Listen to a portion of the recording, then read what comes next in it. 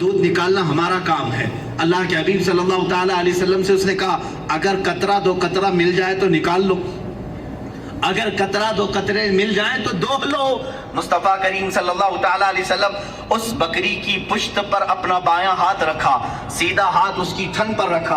صدیق اکبر فرماتے ہیں میری آنکھوں میں اچانک یہ معجزہ دکھا کہ بکری صحت و تندرست ہو گئی, توانا ہو گئی, اس کے تھن دودھ سے بھر گئے. اللہ کے حبیب صلی اللہ تعالیٰ علیہ وسلم دودھ دوہتے رہے, نکالتے رہے, پیالے بھرتے رہے. ام معبد کے گھر میں جتنے پیالے تھے سب دودھ سے بھر گئے. اور اس دن ام معبد کہتی ہے میری ساری بکریاں مل کر جو دودھ نہیں دیتی تھی, میری کمزور بوڑھی بکری نے اتنا دودھ ایک رات میں دیا تھا. وہ دودھ خود بھی پیا, ساروں کو پلایا. بلکہ ام معبد کہتی ہیں میں نے اپنے محلے کے سارے لوگوں کو دودھ بھیجا, پھر بھی میرے گھر میں بچا رہا. یہ رات کا قیام تھا میرے آقا کا. دوسری صبح ہوئی, حضور صلی اللہ تعالیٰ علیہ وسلم اپنے آگے کے سفر پر روانہ ہو گئے. لیکن ام معبد کا دیوانہ پن اب یہاں عروج پر آیا. اب یہ فریفتہ ہو چکی تھی. ایک رات کا قیام تھا میرے آقا کا. شوہر آئے, شوہر ام معبد کے آئے, کہا ہے ام معبد گھر میں بھینی بھینی خوشبو کہاں سے آ رہی ہے, یہ ہلکی ہلکی روشنی کہاں سے آ رہی ہے, گھر میں کچھ تو بدلا بدلا سا دکھ رہا ہے. ام معبد نے کہا کیوں نہ بدلا بدلا دکھے, کل رات ایک عجیب سا مہمان ہمارے گھر آیا تھا, بہت عظیم مہمان تھا. اب جو مجھے عرض کرنا ہے وہ ام معبد کے الفاظ ہیں. پوچھا کون آیا تھا؟ اتفاق کی بات ہے ام معبد نے حضور کا نام ہی نہیں پوچھا تھا. کون ہیں آپ یہ پوچھا ہی نہیں تھا. وہ سب سے پوچھتی تھی لیکن حضور سے پوچھا ہی نہیں تھا, کیونکہ وہ اس وقت بڑی شرمندہ تھی کہ گھر میں کچھ نہیں ہے. اس نے تھوڑی دیر سوچا اور اپنے سے ہی نام خود بنا لیا. اپنے شوہر سے کہا کل رات جو آیا تھا اس کا نام مبارک تھا. سبحان اللہ. کل جو آیا تھا اس کا نام مبارک تھا. عربی میں کہتے ہیں برکت دینے والے کو مبارک. اپنے سے نام رکھ لیا. کہا اچھا مبارک آیا تھا. شوہر نے کہا مبارک کیسا تھا؟ ام معبد نے کہا بس نہ پوچھو کیسا تھا. دور سے دیکھو تو ایسا لگتا قریب ہے, قریب سے دیکھو تو ایسا لگتا ہے کہ حسن کا سارا نظام اسی چہرے میں جمع ہے.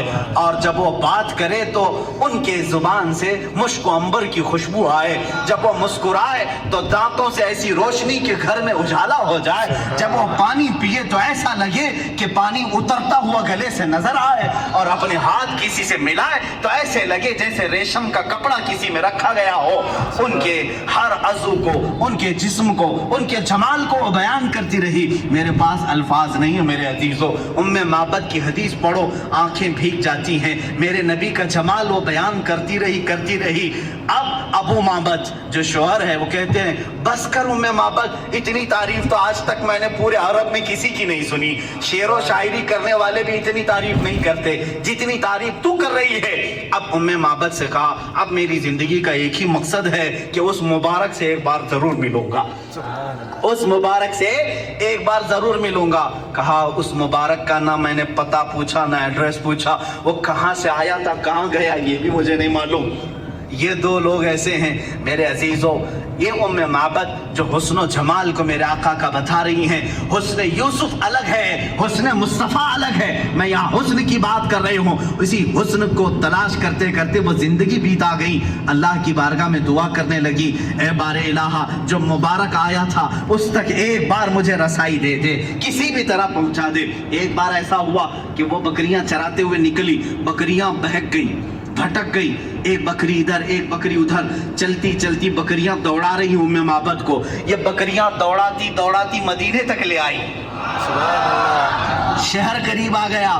اب ام معبد رونے لگی کہ اگر شہر میں گھس گئی میری بکریاں داخل ہو گئی تو چھوٹی چھوٹی گلیاں ہیں, میں کہاں سے پکڑ پاؤں گی, کس بکری کو ڈھونڈ پاؤں گی. کھلے میدان میں جمع تو کر سکتی ہوں, اب گلیوں میں بکریاں گئی تو کہاں سے ڈھونڈوں گی. رونے لگی. لیکن مدینہ آ گیا اور بکریاں شہر میں داخل ہو گئی, سب ادھر ایک ادھر ایک گلیوں میں.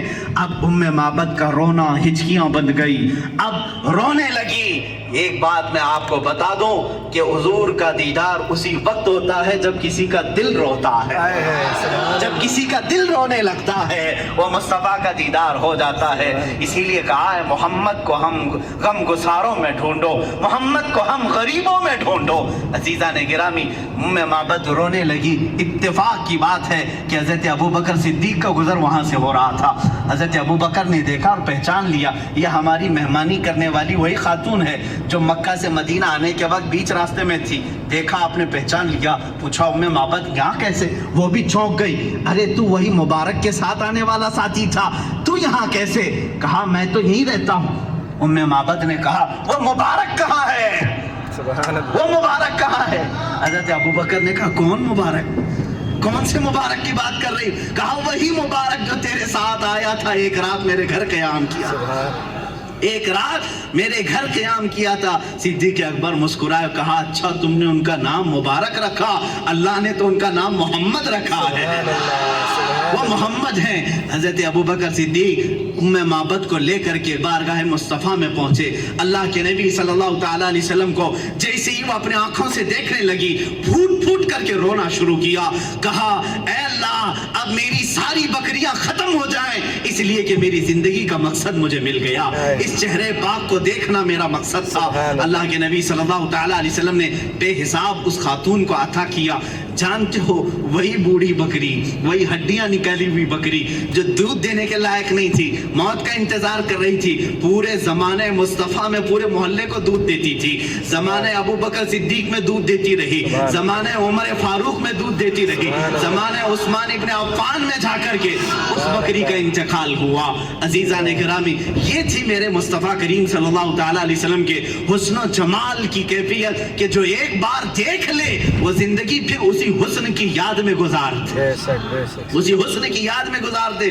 ارے یوسف علیہ السلام کے بھائیوں نے بھی حسن دیکھا تھا، لیکن دیکھا اس کے بعد لے جا کر کنویں میں ڈال دیا۔